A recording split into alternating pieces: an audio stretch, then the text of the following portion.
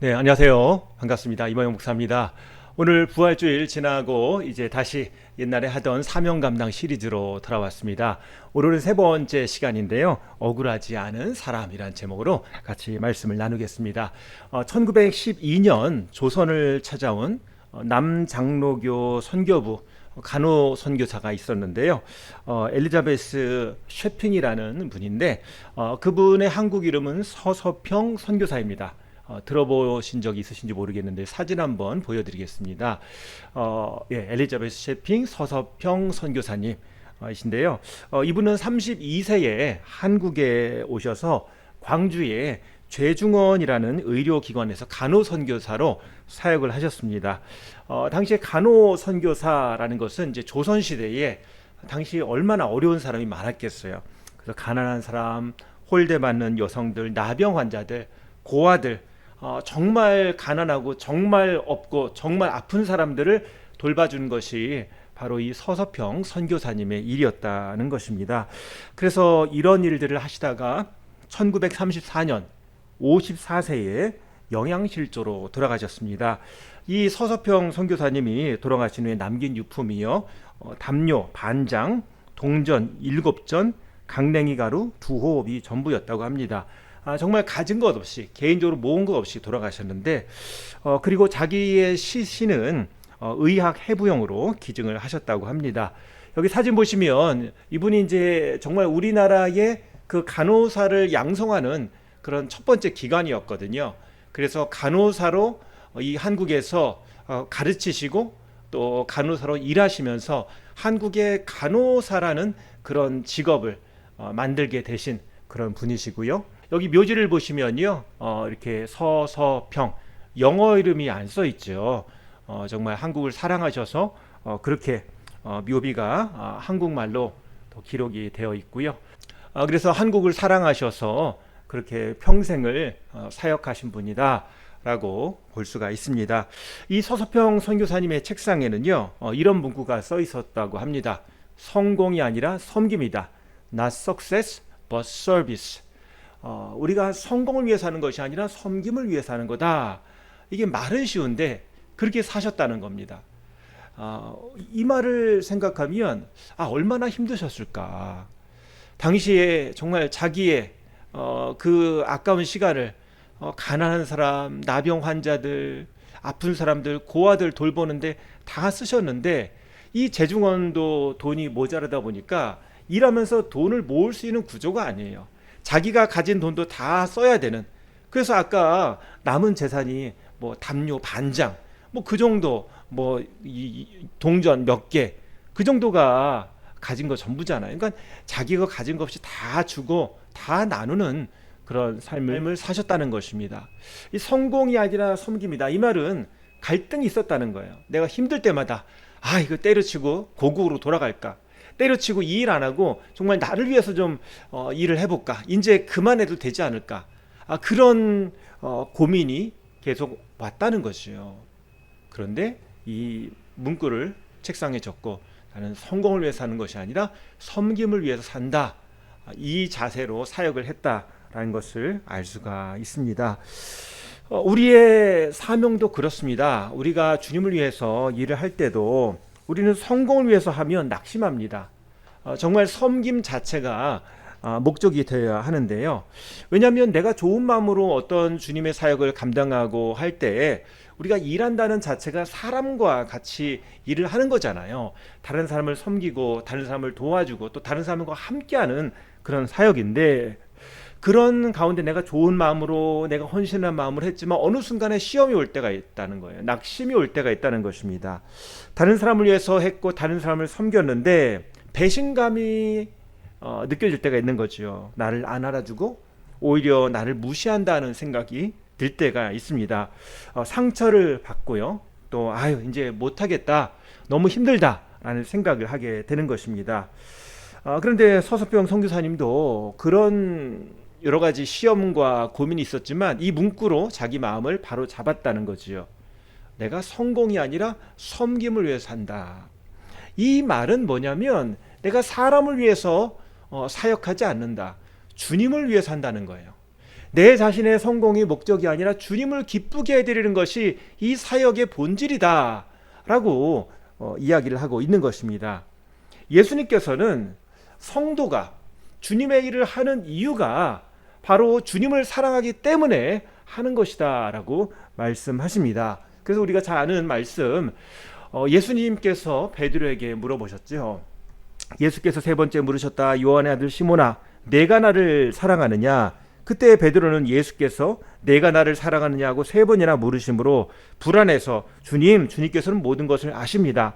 그러므로 내가 주님을 사랑하는 줄 주께서 아십니다 하고 대답하였다. 예수께서 그에게 말씀하셨다. 내 양떼를 먹여라. 주님을 사랑하는 것, 우리가 주님의 사랑을 받았고 내가 주님 사랑합니다. 그러면 주님 우리에게 말씀하시는 거예요. 그래, 나도 알아. 나도 널 사랑해. 내가 너와 함께. 그러니까 내 양을 먹여. 목회를 해. 목양을 해. 라고 말씀하시는 거지요. 서서평 선교사님의 동력은 바로 이 섬김의 동력은 여기서 나온 거예요. 네가 나를 사랑하니? 네, 주님 사랑합니다. 주님과의 관계에서 동력이 나온 거예요. 그죠? 섬김이라는 것은 나의 성공이 아니라 주님을 기쁘게 해드리는 그 영적인 원리, 영적인 질서에서 나온 거예요. 주님이 주시는 사랑으로, 주님이 주시는 능력으로 우리가 감당해야 하는 거죠. 내가 그 사람을 통해서 또는 그 일을 통해서 얻어지는 어떤 유익을 가지고 하면 어느 순간에 그 유익이 끊어질 때, 그 유익이 바뀔 때 내가 낙심하게 된다는 것입니다. 내가 사역을 하면서 얻는 힘은 물론 그 사람이 바뀌고 그 사람이 잘 되고 내가 좀 이 일을 통해서 하나님께 영광 올려드리고 그러면 좋겠지만, 본질적인 것은 주님이 나에게 맡겨주셨으니까, 주님이 나를 사랑하시니까 아멘 하고 감당하는 거예요. 예수님께서 내가 이렇게 발을 닦아주는 것처럼 너희도 발을 닦아주라. 이 일을 누가 알아주나요? 주님이 알아주신다는 거예요. 내가 너희한테 본을 보이니까 너희도 발을 닦아주라. 서로 발을 닦아주라고 말씀하셨잖아요. 우리가 섬기는 것, 주님을 기쁘게 해드리는 것입니다. 주님이 아신다는 거예요. 아, 그래, 너 내가 명령한 거 잘 감당하고 있구나. 주님이 그 섬김의 본을 통해서 영광받아 주신다는 거예요. 주님이 인정해 주신다는 거예요. 그 섬김은 천국에서 인정받는 거예요. 이 땅에서 인정받는 게 아니고요, 천국에서 인정받는 것입니다. 천국에서 가장 귀한 상을 받는 거예요. 너 나처럼 내 말을 순종해 살았구나. 너 낮아졌구나. 너 나처럼 십자가 지고 순종했구나. 내가 너한테 얘기한다. 너는 참 착하고 충성된 종이야 라고 말씀하신다는 거지요. 그래서 우리는 무턱대고 내 열심을 가지고 하는 것이 아니고요, 하나님을 기쁘시게 해드리는 것이 목적이 되어야 하는 것입니다. 하나님을 기쁘시게 해드리는 것이 목적이 되면 하나님이 책임져 주신다는 생각이 드는 거예요. 왜? 주님이 시켜진 일이니까, 주님이 일을 주셨으니까 주님이 감당케 해주실 걸 믿는 거예요. 한 달란트 가진 종은요, 이거 주님이 맡겨주신 것이니까 주님 맡겨주신 뜻대로 그냥 나가서 하면 되잖아요. 근데 불안해하고 자기 혼자 계산하고 그거를 땅속에 묻어놨잖아요. 근데 충성된 종이라고 칭찬받는 다른 달란트를 가진 사람들은 어떻게 했어요? 그걸 가지고 장사했잖아요. 나가서 그냥 일했잖아요. 순종했잖아요. 그러면 주님이 기뻐하시는 열매가 맺어진다는 것입니다. 갈라디아서 1장 10절 말씀 보시면요, 내가 지금 사람들의 마음을 기쁘게 하려 하고 있습니까? 아니면 하나님의 마음을 기쁘게 해드리려 하고 있습니까? 아니면 사람의 환심을 사려고 하고 있습니까? 내가 아직도 사람의 환심을 사려고 하고 있다면 나는 그리스도의 종이 아닙니다. 사람의 환심을 사려고 하는 것이 아니라 주님을 기쁘게 해드리는 것이 바로 주님의 종, 주님의 사역자의 마음가짐이라는 것입니다. 자, 그래서 우리의 사역의 목적은 누구를 기쁘게 하는 것입니까? 하나님을 기쁘시게. 그렇죠? 사람이 기뻐해야 되겠지만 그 전에 먼저 하나님이 기뻐하시면 되는 것입니다. 두 번째로, 너무 많은 사역을 맡거나 혼자 짐을 지면 지치기 쉽습니다. 그래서 주님이 우리에게 동역자를 붙여주세요. 그리고 내가 하기 힘들 때, 주님 이 일을 하기 힘들어요, 동역자를 주세요. 필요한 물질도 주시고 필요한 환경을 만들어주세요. 이렇게 기도해야 되는 거예요. 우리는 혼자는 할 수가 없어요. 성령님이 도와주시고 하나님이 도와주시고 하나님께서 여러 사람들을 붙여주셔야지 할 수가 있는 거예요. 그래서 우리에게 교회를 주셨죠. 우리에게 동역자를 붙여주신다는 것입니다. 그래서 우리는 다른 사람에게 동역자를 달라고, 또 하나님께서 주신 사람이 있으면 그에게 도움을 구하고 기도를 요청하고 협력해야 하는 것입니다. 또 그 사람을 통해서 서로 보고 배우는 거예요. 그것이 오래가는 비결입니다. 지난번 청년부 선교 갔다 와서 보고 간 것 중에 아직도 제 마음에 남는 것이, 혼자 가면 가까운 거리를 빨리 갈 수 있지만 멀리 가려면 혼자 못 간다는 거예요. 멀리 가려면 함께 가야 한다라는 것을 기억했다고 하는 그 말이 제 마음속에 아직 또 남아 있습니다. 그렇습니다. 우리가 혼자 할 수 없어요. 그래서 주님, 이 일을 잘 감당할 수 있도록 동역자를 주세요. 하나님, 여러 가지 필요한 환경 가운데 감당할 그런 힘을 주세요 라고 그렇게 기도해야 하는 거지요. 그리고 적절한 쉼도 필요하고, 또 하나님, 내가 낙심되지 않도록, 그죠? 내가 계속 마음을 관리할 필요가 있습니다. 그래서 나의 한계와 부족함에 대해서 인정해야 돼요. 내가 다 잘할 수는 없습니다. 그래서 다른 사람과 비교하고, 내가 그래서 뭔가 좀 잘하면 우월감을 느끼고, 또 못하면 열등감을 느끼고, 그렇게 할 필요가 없다는 거예요. 그래서 내 한계에 본질에 묶여가지고 막 그것 때문에 안타까워하고 그렇게 하지 말고, 이 사역의 본질이 무엇인가를 생각해야 한다는 거지요. 하나님이 나에게 주신 이 사역에 있어서 왜 하나님이 나에게 주셨을까? 내가 부족한데 왜 나에게 이 사역을 주셨을까? 그러면 하나님이 우리 성경 말씀 있잖아요. 우리가 시험 당할 쯤에 감당할 길을, 이렇게 돌아가는 길을 내주시거나 아니면 돌파할 수 있는 힘을 주신다. 이게 주님의 말씀이잖아요. 그러니까 주님, 저에게 주셨는데 참 부족한데 주셨습니다. 주님, 이 일을 할 수 있도록 주님 도와주시고, 못하면 동력자 주시고 힘 주시고 감당케 해주시고 도와줄 줄 믿습니다. 그러면서 하나님께서 일하시는 것을 우리가 봐야 한다는 거죠. 그래서 작은 변화도, 작은 열매도 하나님 주신 것이니까, 때로 작고 느린 변화가 있어도 거기에 감사하고 하나님께서 하실 일에 대한 기대감이 있어야 한다는 것입니다. 결국 서서평 선교사님이 하신 일을 보면 그 당시에는 작은 일이다, 내가 왜 여기에 낭비하는가 라고 생각될지 모르겠지만, 결국은 이 서서평 선교사님을 통해서 많은 한국의 간호사들이 양성이 되었고, 최초 여자 신학교의 시초인 이일학교가 만들어졌습니다. 결과적으로는 작은 일이 아니었다는 거지요. 큰 일을 일으키는 그런 물줄기 가운데 서 있었다는 겁니다. 하나님 나라에 하찮은 일은 없어요. 하나님 나라의 문지기도 귀한 일이고, 그죠? 하나님 나라의 작은 일을 하는 사람 다 귀한 사역자입니다. 왜냐하면 모두 주님이 불러주신 거예요. 주님 뜻에 순종할 뿐이죠. 그리고 모두 주님을 기쁘게 해드리는 일입니다. 그러면 감사하는 거예요. 우리는 주님 일을 하는 데 있어서 거기에 대해서 억울한 마음이 든다면, 내가 기도할 때구나, 내가 기도해야 될 때구나 라는 생각을 해야 되는 거예요. 내가 억울한 일을 당하면 배신감을 느끼면 막 내가 잘못이 없다는 걸 증명하고 싶고, 또 가만히 있으면 안 된다, 내가 내 마음속에 있는 것 불만 다 얘기하고 뭐가 잘못되는지 다 꼬박꼬박 이렇게 확실하게 지적하고 넘어가야 되겠다, 또 심지어 복수까지 해야 되겠다라는 생각이 들지 모르겠지만, 그러면 잠깐 중지해야 한다는 거야. 내 힘으로 하려고 하는구나, 내 마음의 질서가 깨졌구나, 영적인 그런 혼란이 있구나. 그래서 좀 중지를 하고 잠시 좀 생각을 해야 돼요. 주님 도와주세요. 제가 낙심했습니다. 제가 깔아앉았습니다. 잘 생각해 보면 예수님도 이런 일을 겪으셨어요. 나만 겪으신 게 아니고 주님도 겪으셨더라고요. 예수님, 하나님의 아들도 무시당하시고 십자가에서 달려서 야, 너 십자가에서 한번 내려봐라, 조롱도 당하시고요. 예수님이 정말 뭐가 부족한 게 있는데, 뭘 잘못한 게 있는데 그렇게 정말 죄인처럼 손가락질을 당하고 심지어 옆에 달린 그 죄수마저도 예수님을 조롱한 거 아니겠습니까? 그러면 예수님이 당장 번개를 내린다든지 어떻게 해줄 텐데, 그러지 않고 그냥 묵묵히 감당하세요. 그냥 아버지 하나님의 뜻에 순종하시는 거지요. 바울은 이렇게 얘기합니다.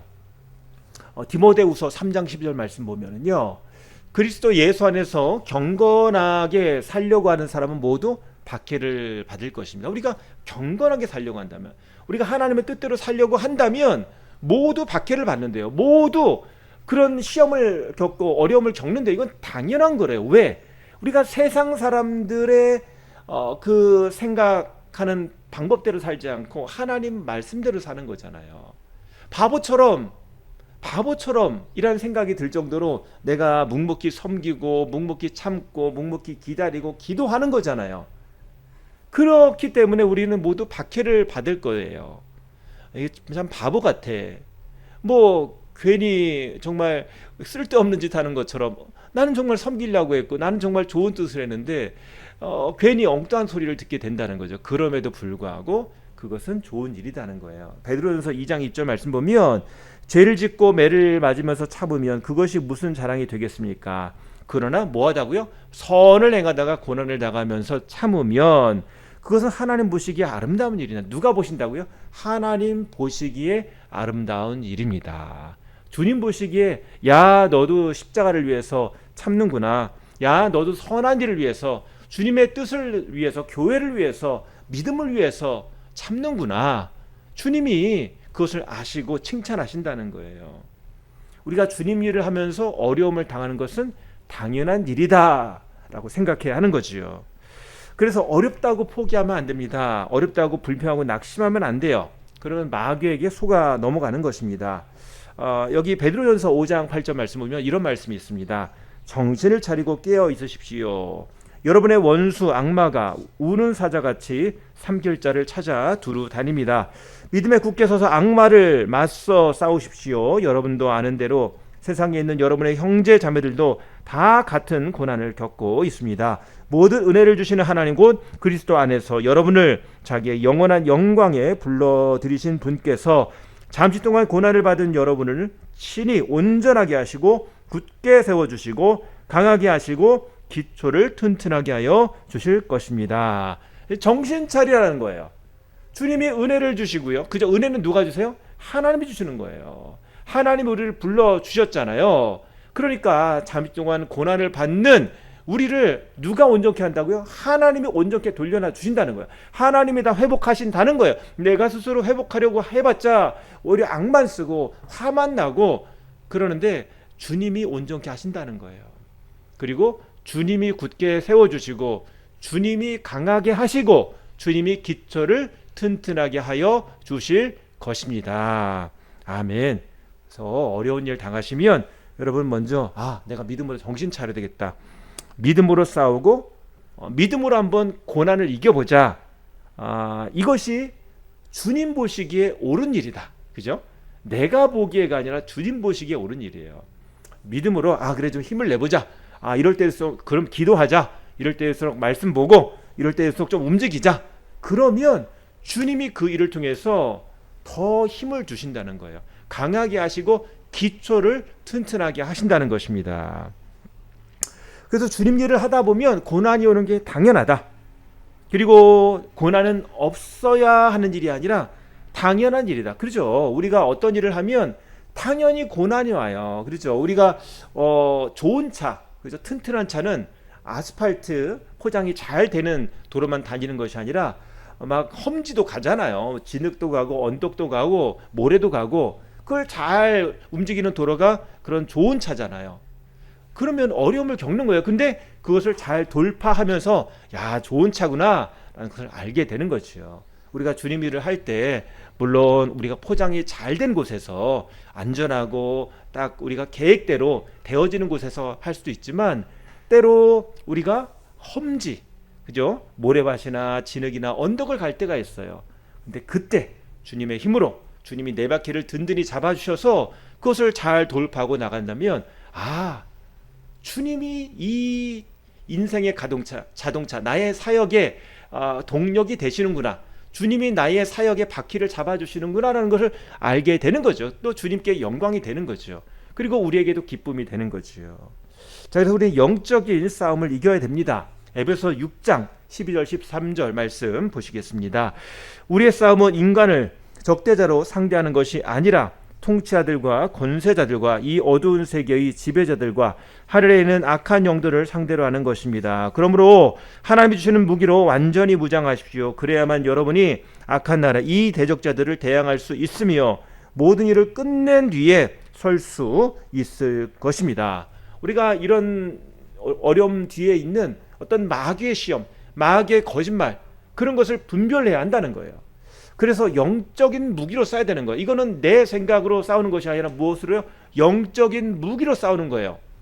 영적인 무기로 우리가 그것에 대해서 대적하고 싸워서 이기는 거예요. 그래서 요한일서 5장 5절 말씀 보면 세상을 이기는 사람은 누구입니까? 예수가 하나님의 아들이심을 믿는 사람이 아니고 누구겠습니까? 그죠? 하나님의 아들을 믿는 우리가 세상을 이기는 사람입니다. 그죠? 세상에 끌려다니고 세상과 비교하고 세상에 의해서 평가되는 사람이 아니라 오히려 하나님의 아들을 믿는 우리가 세상을 이기는 사람입니다. 세상에게 빛이 되고 어둠을 드러내고 세상에게 예수 그리스도 그 이름을 가지고 길을 드러낸 사람, 길을 만드는 사람이 바로 예수 믿는 우리다라고 말씀하고 있는 것입니다. 그래서 우리는 길을 만드는 사람이에요. 예수님께서 우리에게 보여주신 그 길을 따라가면서 아, 이런 길이 있구나를 다른 사람들이 보게 하는 거예요. 그래서 우리는 영적인 싸움에서 마귀에게 항복하거나 포로로 잡혀가면 안 됩니다. 차라리 영광스러운 부상자가 되어야 되는 거예요. 그게 뭐냐면 낙심되고 절망되고 아, 참 힘들다 그럴 때 그때 마귀에게 항복하고 쓰러지지 말고요. 어떻게 해요? 주님께 기도하라는 거예요. 마귀랑 싸우다가 내가 지치고 상처가 입었으면 어떻게 해요? 주님 도와주세요. 주님 살려주세요 하는 거예요. 마귀에게 항복하는 게 아니라 도망치는 것이 아니라 마귀에게 등 돌리고 도망치는 것, 전쟁터에서 영적인 전쟁터에서 엎드리고 도망치고 투항하는 것이 아니라 하나님 살려주세요. 하나님 도와주세요. 천사들을 보내주세요. 지원군, 하나님의 지원군, 하나님의 도우심을 구할 때 결국 우리는 영광스러운 부상자가 되는 거예요.